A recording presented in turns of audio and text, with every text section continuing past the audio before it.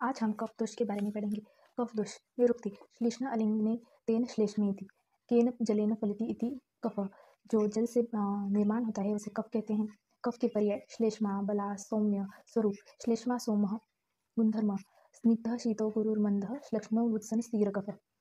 गुणधर्म ऐसे है कि स्निग्ध यानी कि ऑयली, शीत यानी कोल्ड, गुरु मीन्स हेवी, मंद मीन्स जो माइल्ड है, श्लेष्ण स्मूथ, वृत्सन वृत्सन यानी स्टिकी सब्सटेंस। उसका पांच भौतिक संगठन अंब पृथ्वीभ्याम श्लेष्म यानी कि श्लेष्म यानी कफ और अंब यानी जल। अंब और पृथ्वी से कफ बनता है। सामान्य कर्म 5 फंक्शन होते हैं कफ दोष के। पहला संधि संश्लेषण, दूसरा स्नेहन, तीसरा रोपण, चौथा पूरण, पांचवा बलस्थैर्यकृत। इस श्लोक में हमें ये 5 कर्म बताए गए हैं। यहाँ के सभी श्लोक बहुत ही इंपॉर्टेंट है जो कि हम एग्जाम में लिख सकते हैं, जिससे हमारे मार्क्स बढ़ने के चांसेस ज़्यादा होते हैं।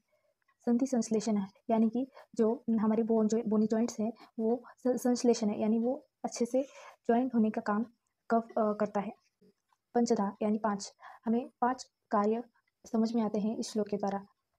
संधि संश्लेषण यानी कि संधि संश्लेषण मतलब जो शरीर में परमाणु होते हैं उन परमाणु को एक दूसरे से संलग्न करने का, संयोग करने का काम कफ करता है। और जो अस्थि परवानी होते हैं, अस्थि परवानी मतलब जॉइंट्स, जो बोनी जॉइंट्स होते हैं उनको भी जोड़े रखने का काम कफ दोष करता है। फिर वो कैसे करता है? कफ दोष के जो जो गुण हैं, स्निग्ध, कफ दोष के बहुत से गुण होते हैं, उनमें से स्निग्ध, स्थिर, मृदु, मृत्सन, ऐसे गुणों की वजह से वो संधि संश्लेषण कर सकता है।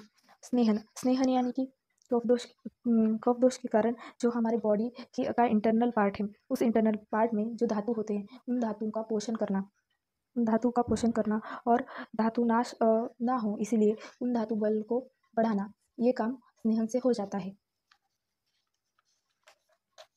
अगला काम रोपण यानी अगर किसी इंजरी की वजह से रस, रक्त इन सब का नाश हो जाए तो फिर उसकी जो एम्प्टी स्पेसेस है उसे फिल करने का काम, उसे ही रोपण कहते हैं।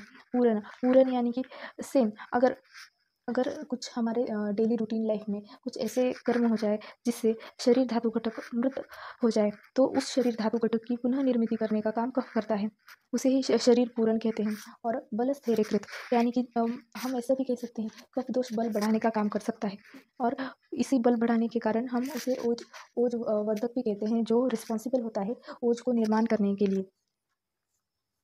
पंचधा 5, इन सभी 5 कर्मों से हमें कफ दोष की अहमियत समझ में आती है। उदक कर्मणा यानी कि द्रव रूप, कफ दोष को द्रव रूप मिल जाता है जो कि शरीर घटक अधिक बलवान बना सकता है। कफ दोष के स्थान 10 है। जनरली कफ दोष शरीर में हर जगह पाया जाता है, लेकिन जो स्पेसिफिक विशेष स्थान होते हैं उनका वर्णन इस श्लोक में किया गया है। ऊरः कंठशीर क्लोम परवान्या आमाशयो रस मेदो घ्राणम च जीवाच कफस्य सूतराम ऊरः। यानी कि ऊर, कंठ, शीर, क्लोम मीन्स सॉफ्ट पैलेट या फिर पैंक्रियास भी बोल सकते हैं। परवानी मतलब जॉइंट्स, बोनी जॉइंट्स। आमाशय रसः, मेद, घ्राण मीन्स नोस, जीवा, ये कफ के विशेष स्थान है। कफ के 5 प्रकार होते हैं: तर्पक कफ, बोधक कफ, श्लेषक कफ, अवलंबक कफ, क्लेदक कफ। हमें ये प्रकार लिखने के लिए भी क्वेश्चन आ सकते हैं और ये प्रकार है on the basis of location, ये भी कहा जा सकता है। तो फिर इस टेबल में मैंने टाइप्स ऑफ कफ और लोकेशन बता दिए हैं। यानी कि तर्पक कफ शिर, ब्रेन और स्पाइनल कॉर्ड में होता है। बोधक कफ जीवा, ओरल कैविटी में होता है। श्लेषक कफ संधि, जॉइंट्स में होता है। अवलंबक कफ हृदय, फुफ्फुस, हार्ट, लंग्स में होता है। क्लेदक कफ आमाशय और इंटेस्टाइनल लाइनिंग में होता है। अभी हम हर एक स्पेसिफिक टाइप का वर्णन करेंगे। क्लेदक कफ, उस क्लेदक कफ का स्थान है आमाशय। इस श्लोक में आमाशय स्थान बताया गया है। कार्य क्लेदक स अन्न संघात क्लेदनात्, यानी कि क्लेदक कफ का काम अन्न संघात होता है। अन्न संघात मतलब क्या? संघात यानी कि अन्न द्रव जब जठर में प्रवेश करता है, means it's a process of digesting food. फिर डाइजेस्टिंग फूड में वो क्लेदक कफ क्लेदन करने का काम करता है। क्लेदन करना यानी कि जो अन्न है उसे स्मॉल पार्टिकल्स में डिवाइड करना, स्मॉल पार्टिकल्स में, और अगर वो डिवाइड हो जाएंगे तो वो घटक इजीली डाइजेस्ट हो पाएंगे। तो कफ द्वारा संपन्न हुए इस प्रक्रिया को ही हम क्लेदन कहते हैं और इसी क्लेदन के कारण पाचक पित्त के द्वारा अन्न का पचन हो सकता है। ये हो गया क्लेदक कफ का कार्य। अब हम देखेंगे अवलंबक कफ। अवलंबक कफ का स्थान इस श्लोक में बताया गया है। हृदयस्यानवीर्यश्च तदस्त एव अम्बुकर्मणा कफधाम्नां च शेषाणां यत् करोति अवलम्बनम् अतो अवलंबकः श्लेष्मा। ये सभी अष्टांग हृदय सूत्र स्थान के श्लोक है और इसे याद करना मस्ट है, क्योंकि अगर हम एग्ज़ाम में श्लोक लिखते हैं तो हमारा इम्प्रेशन अच्छा पड़ता है एग्जामिनर पे, इसलिए हमें मार्क्स भी अच्छे मिल जाते हैं। अगर हम श्लोक नहीं लिखेंगे तो हमें ज़्यादा एक्सप्लेनेशन ज़्यादा लिखना पड़ेगा, इसलिए जितना अच्छा हम श्लोक याद करेंगे उतना ही हमारे लिए बेनिफिशियल होगा। अवलंब कफ का कार्य हमें पता है कि वो त्रिक अवलंबन करता है। त्रिक अवलंबन हर एक आचार्य ने अलग अलग बताया है। त्रिक त्रिक यानी कि जो 3 रीजन्स है, मेन रीजन्स, उसे हम त्रिक कहते हैं। ये त्रिक अलग अलग आचार्यों के ओपिनियन में डिफरेंट है। हेमाद्रि ने अलग बताया है, अरुणदत्त ने अलग बताया है, सुश्रुत ने अलग बताया है। सो यहाँ पे मैंने मेंशन नहीं किया है। अब अवलंबन यानी कि वो हर्ट और लंग्स में होता है। अब हर्ट और लंग्स में होता है तो फिर उसका काम ये होता है कि जो हर्ट के लेयर्स होते हैं और लंग्स के भी लेयर्स होते हैं, उनमें हमें एक प्लूरा, हम उसे प्लूरा भी कह सकते हैं। प्लूरा में जो फ्लूइड होता है वो फ्रिक्शन कम करने का काम करता है, लुब्रिकेशन का काम करता है। उसके ही सिमिलर हम अवलंबक कफ का काम बोल सकते हैं, जो कि घर्षण कम करने का काम करता है, क्योंकि त्रिक रीजन में हाँ बहुत से मूवमेंट होते हैं। वो रीजन बहुत ही इंपॉर्टेंट होता है, हार्ट लंग्स। फिर हार्ट लंग्स में जो ब्रीदिंग या फिर कॉन्ट्रैक्शन, रिलैक्सेशन, ऐसे फंक्शंस होते हैं, उन फंक्शन की वजह से अगर फ्रिक्शन होता है तो ये हार्मफुल हो सकता है, तो फिर उसे लुब्रिकेट करने का काम अवलंबक कफ करता है। इसकी वजह से ईजिली मूवमेंट्स हो जाती हैं। हृदय अवलंबन, त्रिक अवलंबन, ये तो अवलंबक कफ का हो गया। अब हम देखेंगे बोधक कफ। रसबोधनात् बोधको रसना स्थायी, इसका स्थान रसन है। रसन यानी कि जीवा, ये वाग्भट के अनुसार हो गया। लेकिन सुश्रुत कहते हैं कि जीवा मूल और कंठ। सुश्रुत के अनुसार जीवा मूल और कंठ ये भी बोधक कफ के स्थान है।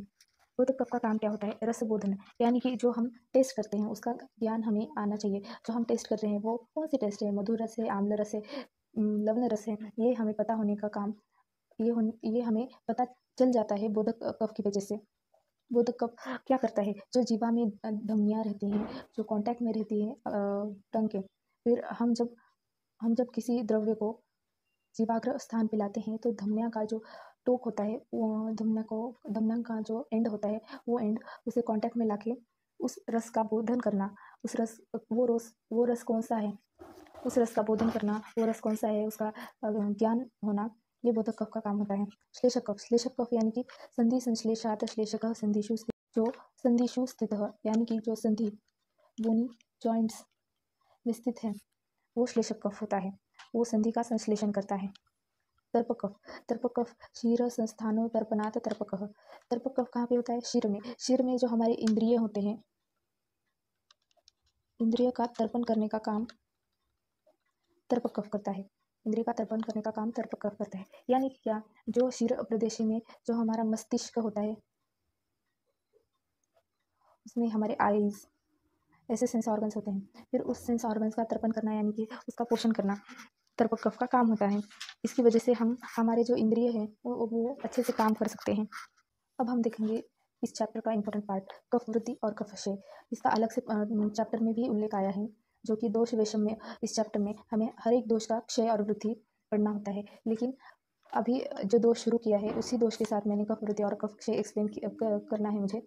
कफ वृद्धि, श्लेष्माग्नि सदन प्रसेक आलस्य गौरवम, श्वेत श्वेत श्लेष्ठांगत्वम, श्वास कास अतिनिद्रता। यानी कि श्लेष्मा अग्निसदन यानी अग्निमांद्य, मीन्स रिड्यूस्ड डाइजेस्टिव फायर।